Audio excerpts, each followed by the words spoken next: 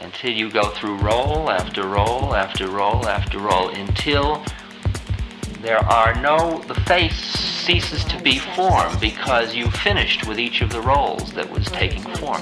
Because you begin to see, since the person's face is changing before your very eyes, that your desires, your model, your thought form is taking that matter and putting it into form.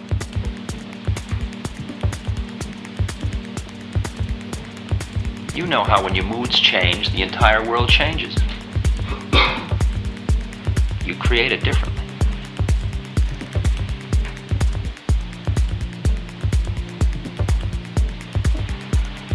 And finally you see behind all that, and you just see the eyes of the other person, just the eyes, and here we are, just eyes. Just here.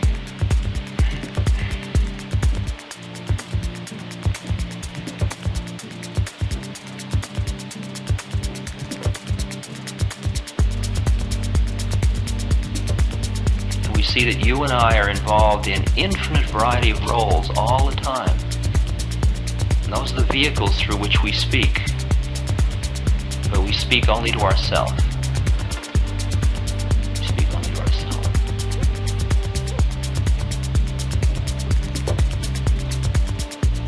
Now, at that moment, then the act of lovemaking, what does it mean and how does it work then? Then it becomes a physiological dance of two parts of form, experienced by a single consciousness. And then it becomes like mudra.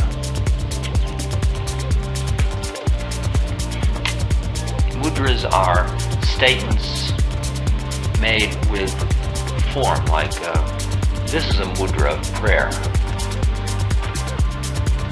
That's a mudra. That's a mudra.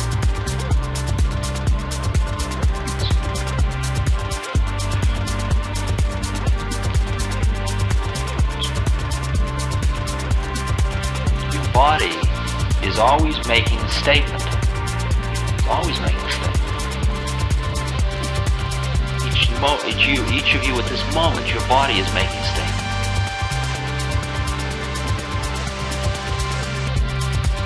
Most of these statements, most of us are unconscious of most of the time. We just think we're keeping our body around, keeping it comfortable. But in fact, it's making statements. And when you start to bring all of your being into consciousness at every level, your body statement becomes part of the whole process. And it's completely consciously done the way you move. And you watch your conscious being move and you notice there's no effort that isn't, it's as if every movement is an act of the highest art and the highest beauty. Because each statement is absolutely perfectly conscious. And each one is the optimum place to be at that moment. So you get a feeling when you watch a conscious being move that you are watching something like a tree sway. You're watching a harmonious act, an act that's harmonious.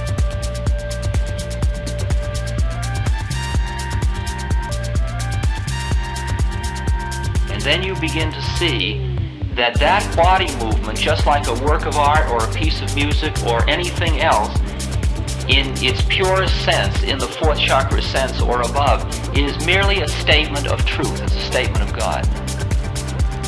In other words, you're doing it in its sacred rather than its profane form. You're doing it as a statement of the truth. And that means that's what's called a consecrated act. And so then lovemaking becomes a consecrated act. There is one consciousness which is higher than each of you separately that is performing this act with your two bodies, with the two bodies, which is an act, a statement of truth.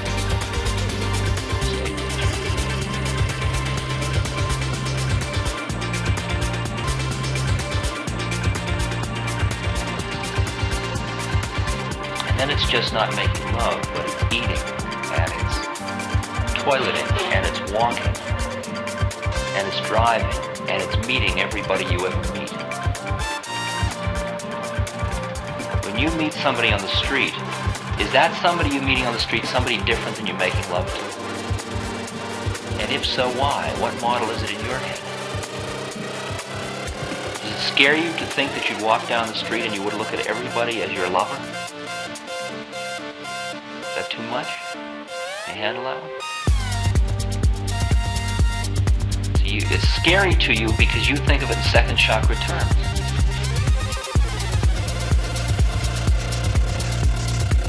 Well, if it's my lover, that must mean I want to go to bed with him. That's in your model of lust of subject-object. But the lover in the sense of, here we are. Wow, here we are. Here we are. Here we are again.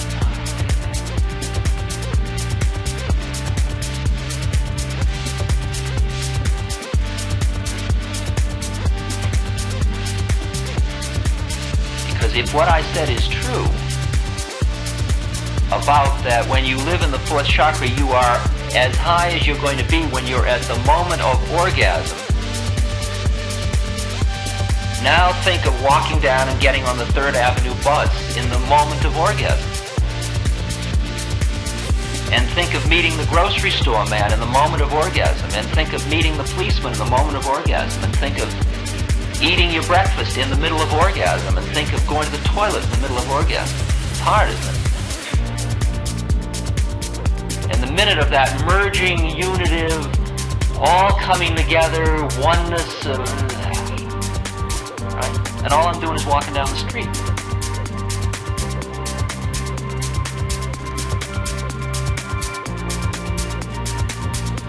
That's the meaning of the term yoga. That's the ananda of Sat Chit Ananda. It's the absolute bliss, it's called.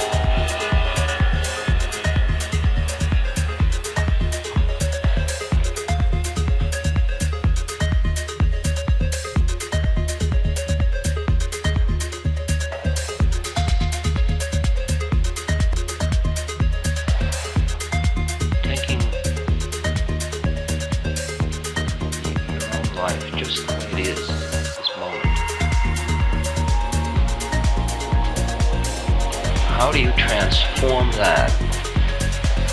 How do you transform it? How do you bring consciousness into it, into every nook and cranny of it?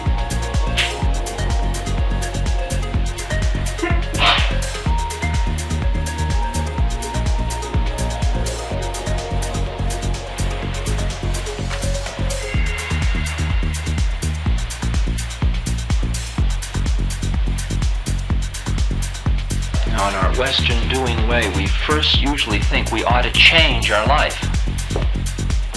If you got a job, give it up. If you're at school, drop out. If you're not married, marry. If you're whatever it is, go to an ashram. Do something. Stop eating, start eating. Eat this, eat that. Do this, do that.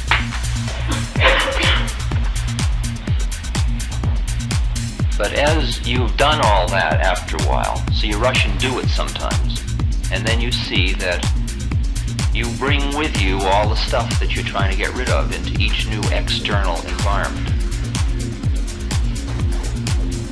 Although each external environment may call forth different parts of where you are at.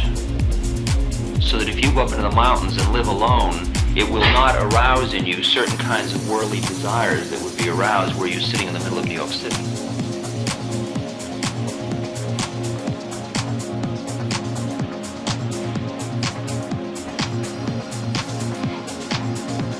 But then you find when you come back to New York City, you have to face a lot of those anyway. All you did was push them out of sight. You didn't finish with them.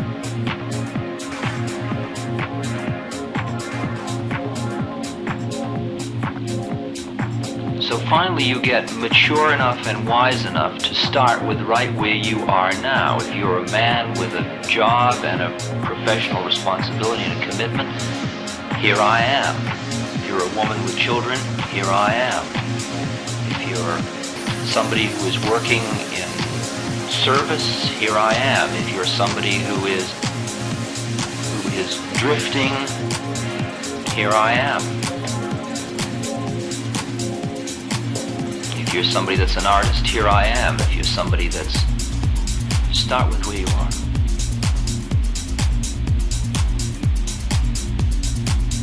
And you start to bring to bear consciousness on every part of that life just the way it is now. With the understanding that as you bring consciousness to bear on every part of your life, that part of your life will change to come more into harmony with the Tao, more into harmony with the universe, with form, with all manifestation of form, without you doing anything.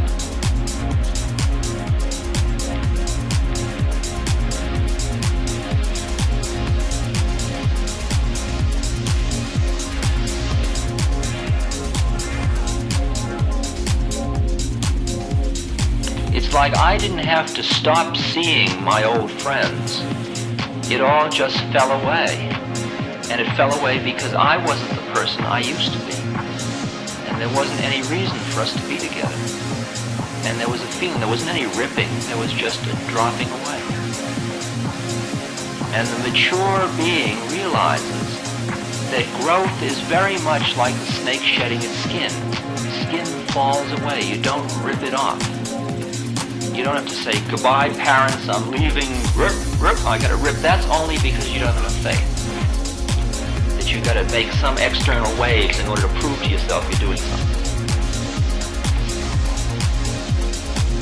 But actually the process goes on just very gently within the field you're in right at the moment.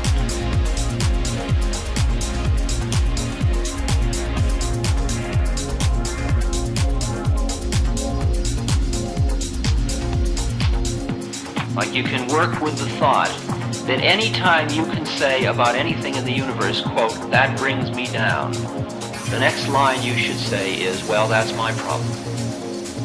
Meaning that's a place in my head that I'm stuck in. That's why it brings me down. In the yoga, one one of the methods is called contentment. That's not a goal, that's a method. Most people say, sure, well, when I'm finished, I'll be content. No, that isn't the game. The game is contentment, meaning it is just the way it is, just the way it is. This is the way it is, okay?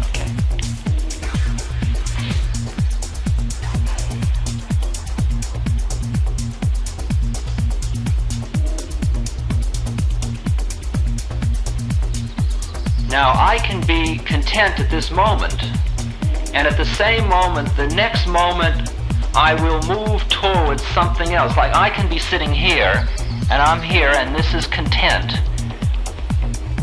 But in this body situation is the seeds of the fact that I'm going to do this.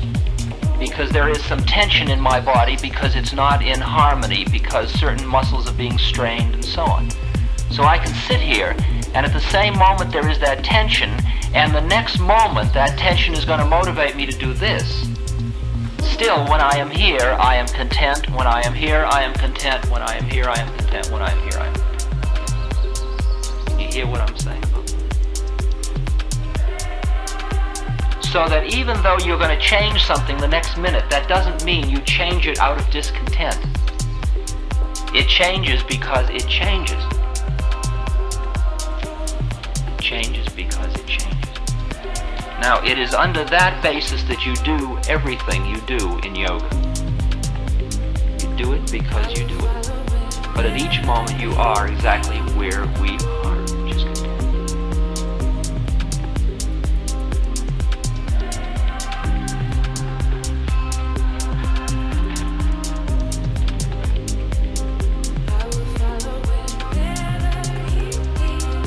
As you begin to calm down and hear and see more and understand more, you begin to feel the way in which your body and the way in which your breath affect your state of consciousness.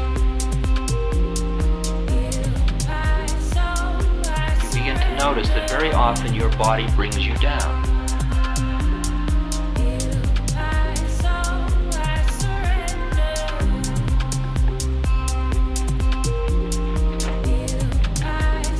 Like if I wish to do a formal meditation and put my body in a certain position, like into a lotus position, and sit down and get myself perfectly balanced so that the weight is forward on my body, so it's sort of on the thighs and on the front of the rib cage, and I just sit down like this, I can at that point, my body can fit into the harmony of the universe in such a way through balance and so on that I don't have to think about my body anymore. My body won't keep demanding consciousness, saying, knee hurts, back's getting sore, leg going to sleep, sending all these messages which are saying, do something about me.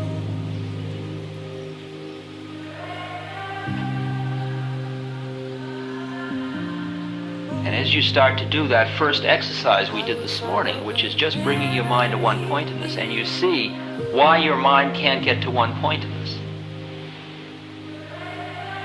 you begin to feel that your body is sort of catching you somehow or other. And that the model of coming into some other harmony means getting something done with your body. And you begin to work on your body, on your diet, on your body movements, on your breath.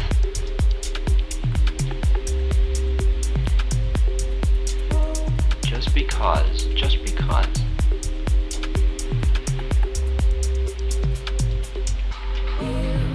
You start to notice that when you eat certain foods, you feel certain ways. It's an old art. If you want to be on the second chakra, you eat aphrodisiacal foods. There are certain kinds of foods that are called rajasic foods in this Hindu system, meaning fiery foods like spices and meat and so on that are into more like first, second, and third chakra stuff. You eat first, second, and third chakra foods, you'll be first, second, and third chakra person. Because in some way you are what you eat until you get to the level of consciousness where you can transmute. The minute you can transmute energy, you can take anything into your system and move it immediately up into the place it's got to be, to a higher center. But until you can do that, where it comes, what you take in has a ascending thing in it. It'll support some particular model or another.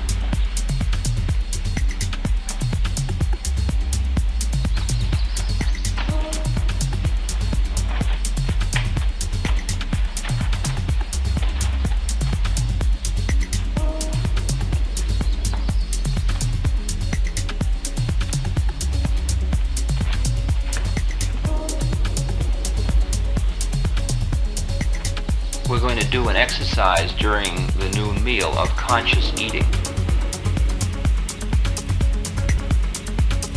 And then we'll be discussing food more in the afternoon.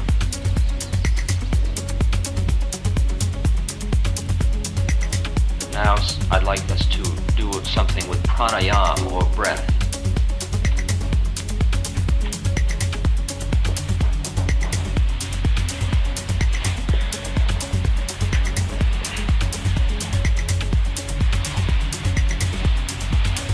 Now everybody moved out of some place or other into something or other with some thought or other.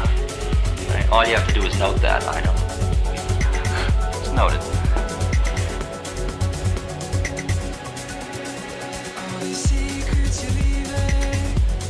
Pranayama, which is the fourth of the 8 limbs of the yoga.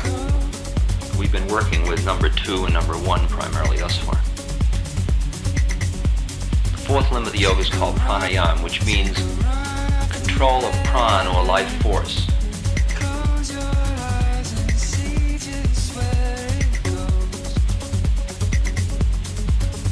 And it's concerned with learning how to move prana or energy up your spine, get it up into the higher centers.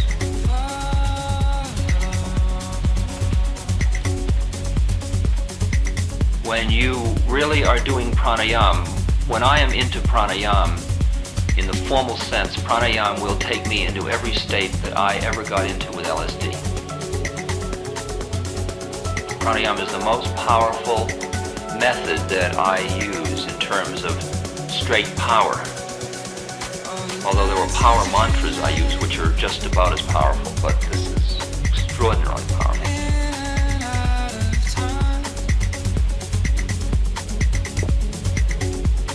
What I'm going to share with you are the 3 basic breathing techniques to get the process going. You use them for 5-6 months until you get certain clues inside you. The effects of these breathing things are that your breath will become very, very calm all day long. Very gentle. You're going to be able to develop the center so you can see how it is. You have to stay up.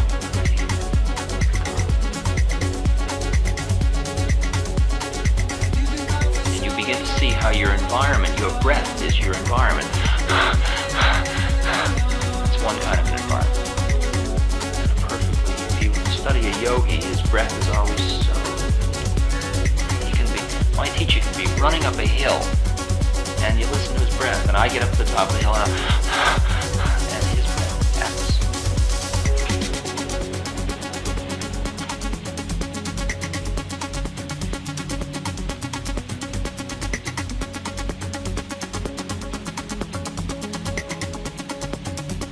Now, besides calming the breath, these exercises in pranayama will simultaneously give you a feeling of lightness all day long.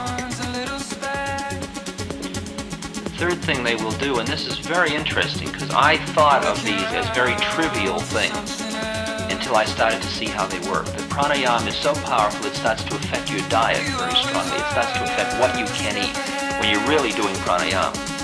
You've got to really get into it, but that's the way it works.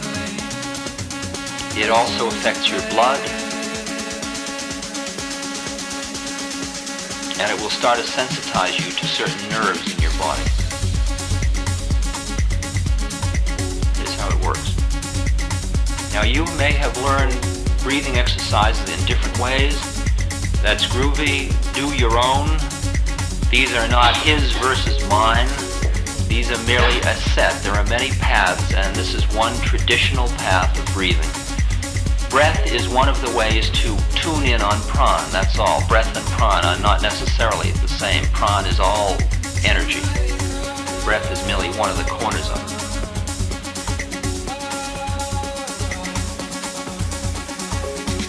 These three exercises, which are called Shitli, Bhastrika, and Nari Sodan, are to be done on an empty stomach, and they are to be done with, meaning no food for 3 hours and no liquid for an hour. When you are doing a total sadhana, that means you are doing nothing else but your sadhana, but your spiritual work, and everything in your life is designed around that. Then you are able to organize your life so that you could do the breathing 4 times a day at 6, 12, 6, and 12. If you're living in a cave, for example. Most people in the West, at the degree of intensity at which they do their sadhana, can perhaps do it twice a day, and the minimum, of course, is once a day. And perhaps the best time to do it is early in the morning. And if it's to be 2 times a day, it's early in the morning and the evening before you take your evening food, if you're going to take evening food.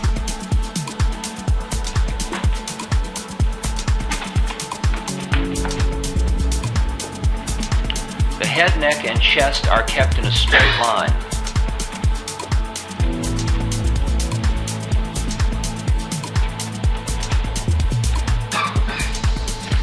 Now, these 3 breathing exercises are taught in 2 ways. One, they're taught in a very gentle way, and one, they're taught in a much more powerful way, which I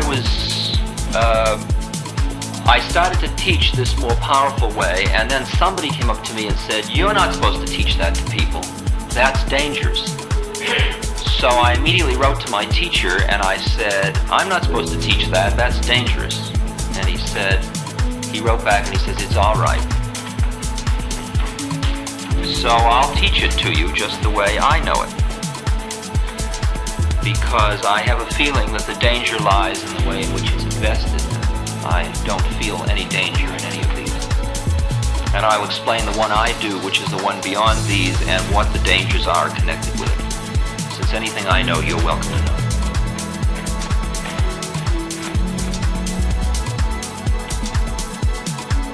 Now, the secret or the power method of these is the closing of the mulbund.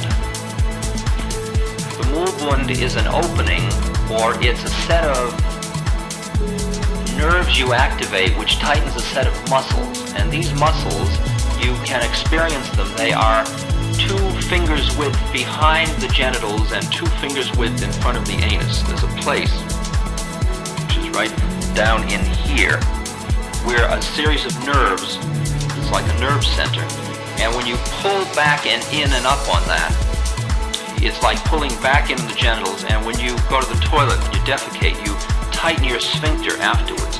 And it's that same feeling of tightening the sphincter and pulling back in on the genital. Now, most people have learned through psychoanalysis in one form or another to let all that open. See, otherwise it's known in the culture as being tight-assed or some image like that. And now you're going to learn to close it and keep it closed. And you will keep it closed during the entire 3 breathing exercises. Later on, you'll learn how to keep it closed all the time. So it automatically stays closed. You just open it when you need to open it. You don't keep it open and close it when you need to close it. Now, at first, when you try to close it, you'll feel a brrrr and a tight, and you can't do it, and you forget, and that's all part of the course. It's all cool. Don't get uptight. It's sometimes helpful to take a little ball of cloth, like a kind of a bigger golf ball, made of cloth. Don't use a rock or anything like that. Use a cloth and stick it under there so that it presses up on those and it helps those stay closed. It helps remind you too to keep closed. You can carry your little yoga kit, which includes your earplugs and your little ball of cloth and stuff like that. like that. And your tube for washing out your nose. And then if you get more advanced, you have your long piece of cloth that you swallow and you bring out your rectum and you clean your intestines. Depends on how deep you want to get into the whole program. This is the first round of the methodology, so we won't do any rectal cleaning today.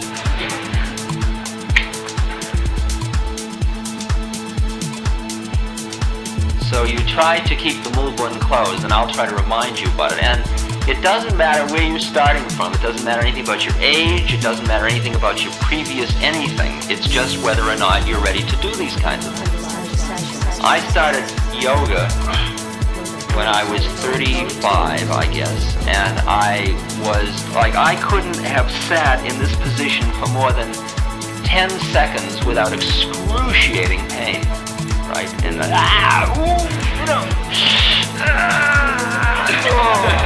God, you know that place?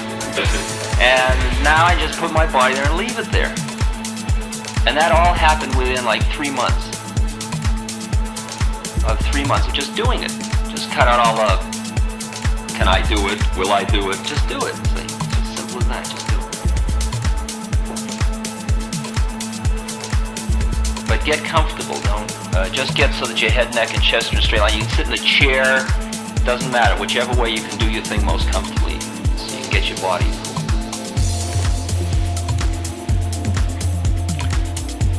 Mulbund closed. Now this particular kind of breath control is all preparatory, and therefore it's all, in this case it's all upper breathing. It's not lower breathing. You're not breathing down here. It's up in the chest, diaphragm.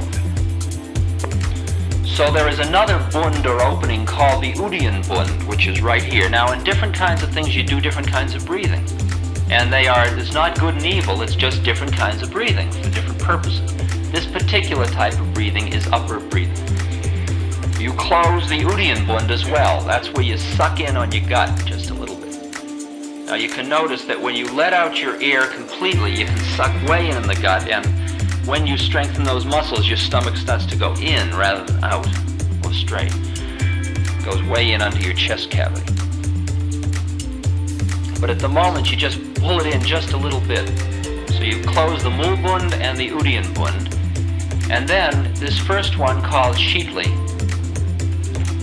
you extend your tongue and make it into a U. Like this. Now, many people say, I can't do that.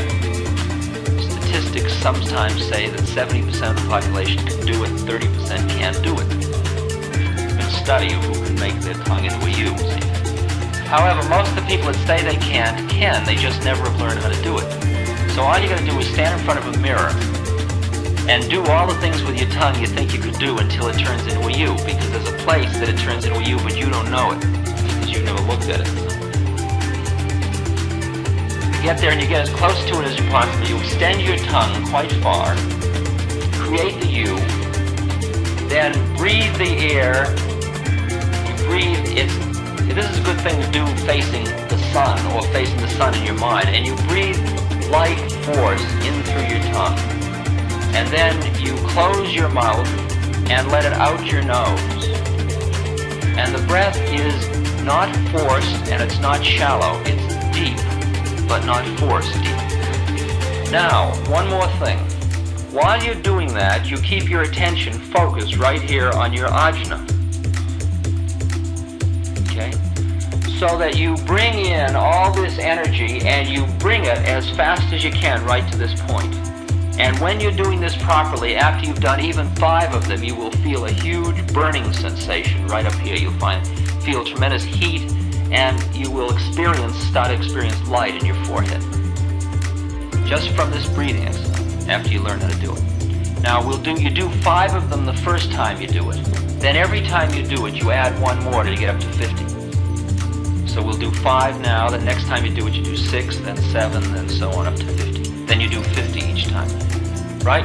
Close Mulbund, close Udian bund, head, neck, and chest in a straight line, in through the mouth, out through the nose, bringing all of the energy right to the place between your eyes.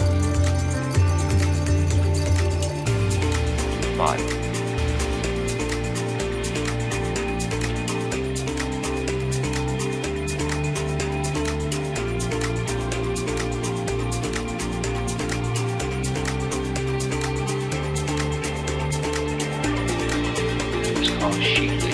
second of these is called Bhastrika.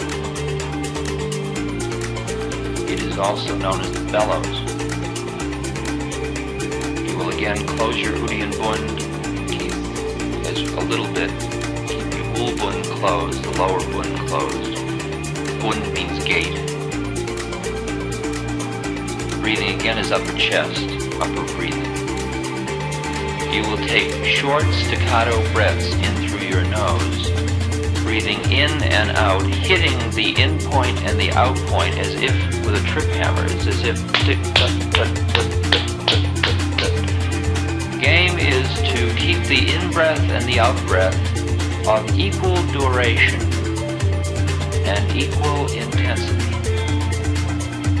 And go as fast as you can comfortably go, keeping those of equal duration and equal intensity.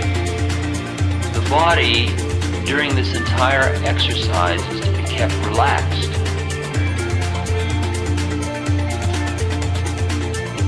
The focus is on the inside of the tip of the nose. That is, right inside where when you breathe, you'll feel air hit the nostrils right here. And when the air hits these nostrils, that's the place right there you focus on. And just put your attention there. You do this for 30 seconds, and you just estimate 30 seconds. Just feel your way through a clock for 30 seconds or however long. And then at the end of that time, rest for a few moments and then do another 30 seconds. Evenly, calmly, but in and out, trip hammer, like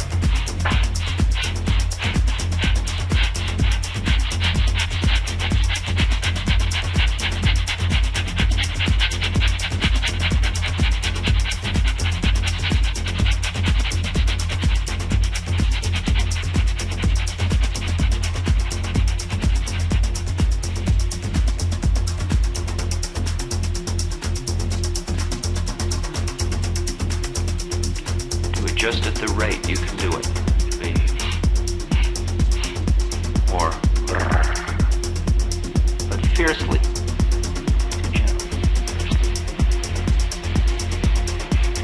Head, neck, and chest, straight line. Ul Bund closed.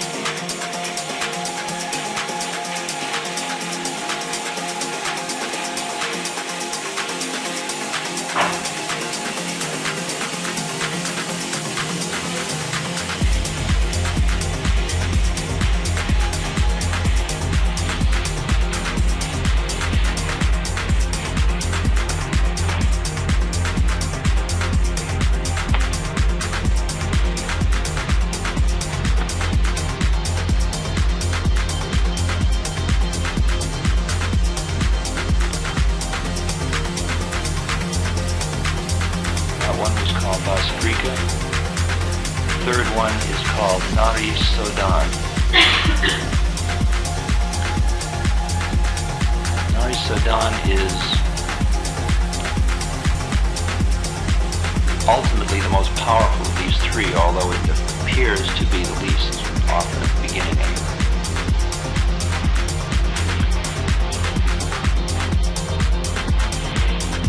In this initial way of doing it, you take your third finger, place it on your forehead of your right hand, and then using your thumb on your right nostril and your fourth finger on your left nostril, you now control your two nostrils. Third finger is right on your ajna. Now you will take air in through the left nostril. Then you will hold it and you will let it out the right nostril. Then you will take air in the right nostril, hold it, let it out the left nostril. That is, you will change over nostrils before exhalation, not before inhalation. So it's now. During the time you're doing this, watch this whole process. You will visualize, and this is where one-pointedness becomes very important. When you're taking in through your left nostril, you will visualize energy going in your nose and down the left-hand side of your spine, to the bottom of your spine. Visualize a long U, and then what happens from where you're sitting, the left side, you start down the U, breathing in the left nostril, then across when you're holding, then let it up and out the right, then in and down the right, across, up and out the left. In and down the left, across, up and out the right, in and down the right, across, up and out the left. Now, what you're doing by doing this is sensitizing yourself to two nerves called the Ida and Pingala, or two sensory pathways. And you will start, at first you'll just fantasy that you're doing this. Later on you'll start to actually experience those places. You'll start to get, I'll tell you, when I go let my breath out, I feel just like somebody runs their finger up your spine at first, and then it gets even more powerful later on. Now, the key important place is during the hold that you keep your consciousness right at the bottom of your spine. That's the key one. So that you start in, you take in on a count of 4, hold on a count of 2, let out on a count of 8, hold 2. In 4, hold 2, out 8, hold 2. In 4, hold 2, out 8, hold 2. And I'll tell you what the next exercise is, even though you only do these 3 for one. Now, a count of 4 means it's roughly 4 seconds. The Vedas talk about the way of measuring it as you go around your knee and snap your fingers is one way of doing it. You can do it. You could do it 1, 2, 3, 4, 2, 2, 3, 4, 3, 2, 3, 4, 4, 2, 3, 4. You can do it. It's about the same thing. It's roughly counts of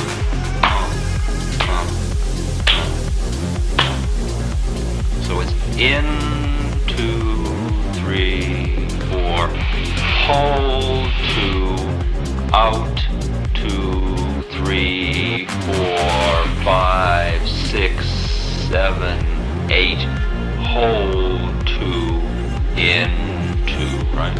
It's like Oscar Marty.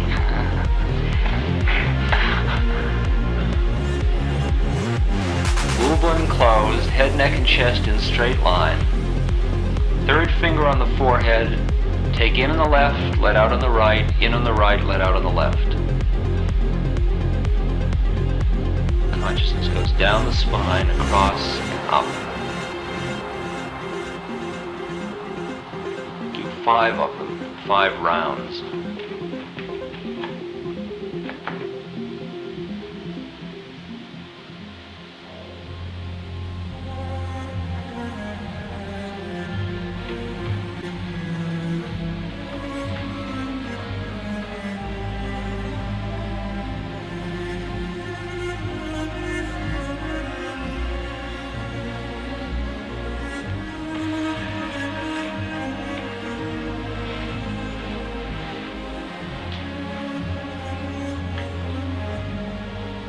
these three then, in the first one, you'll do 5, then 6, then 7, up to 50. And you do 50 a day. In the second one, you do 2 units of 30 seconds each. Later, after a few weeks, you can make it 4 units of 30 seconds each. Third one, you start with 5 rounds and then you increase that one up to 50 rounds. That's the slowest one. The whole thing will take you about 20 minutes when you're doing the full round. It's a way of calming your mind, it's a way of centering, it's a way of getting your body lightened, it's a way of calming your breath, it's a way of changing your blood, which will ultimately start to affect your diet. Don't underestimate its power. Very, very, very useful technique. After you have been doing this for a while, sufficiently long so that you are feeling those nerves in your spine, and so that you can keep your mind one-pointed, then you move to the next one, which is where you retain the breath for longer periods of time.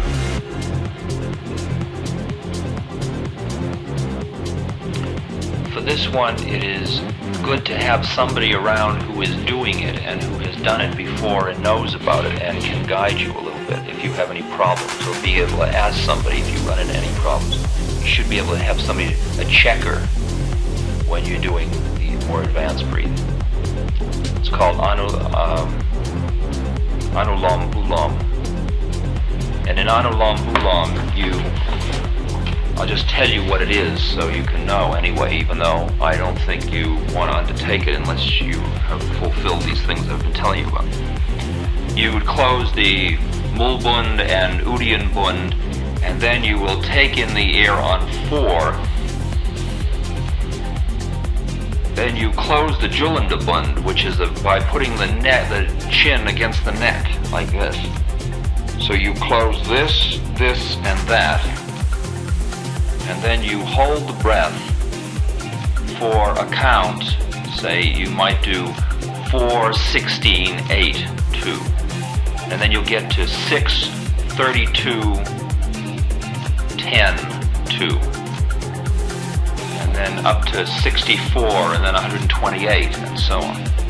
Now, the secret of that one, that's the powerful one, in the sense that that's the one that'll take you into samadhi. Just force you right into samadhi if you can do it.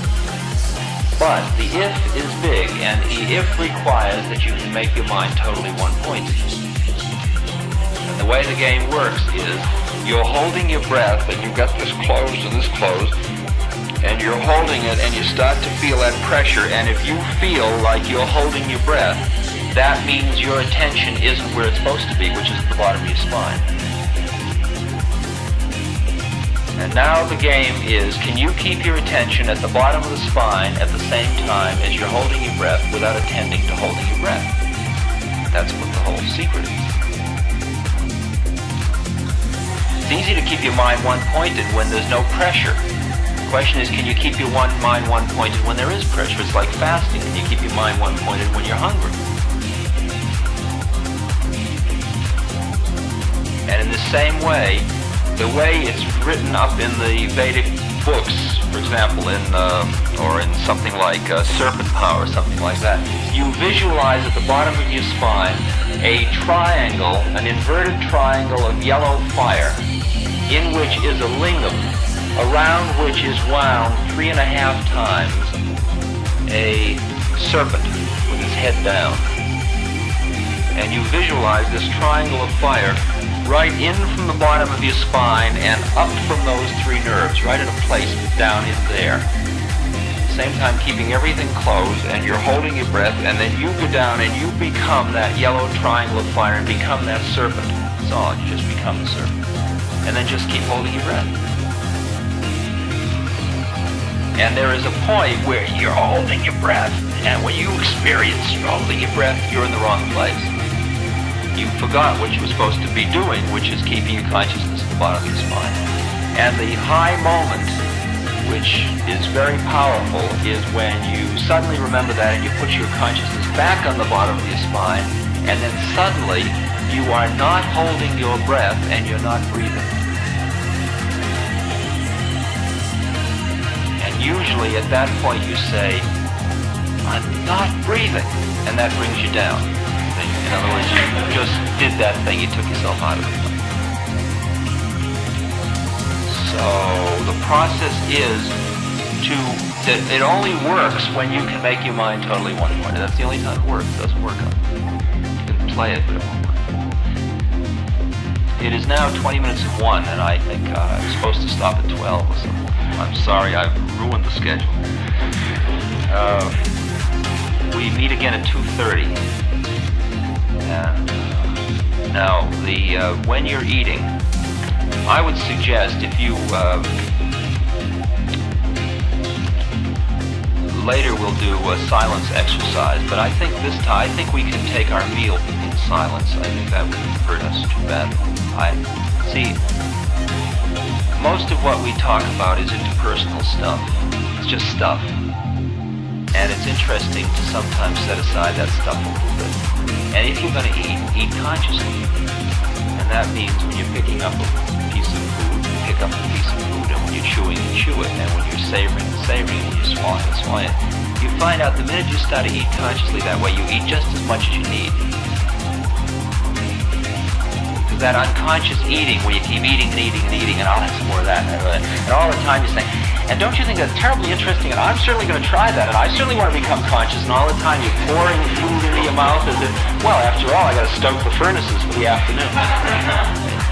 That's all illusion, by the way. It's all nonsense. It's all nonsense. So you might as well start out by starting to try to eat consciously. And in the Southern Buddhist method, you can just go through just observing the process of eating, observing the picking up of the food, and then the putting it in the mouth, and the chewing it, and the savoring it, and the swallowing it, and then the eyeing the next bite, and then the moving in, and then the organizing the food on this fork, and the picking up, and putting it in the mouth, and chewing it, and savoring it, and enjoying it, and swallowing it, and digesting it, and all the pressures in your body. You can just, that's plenty for your consciousness.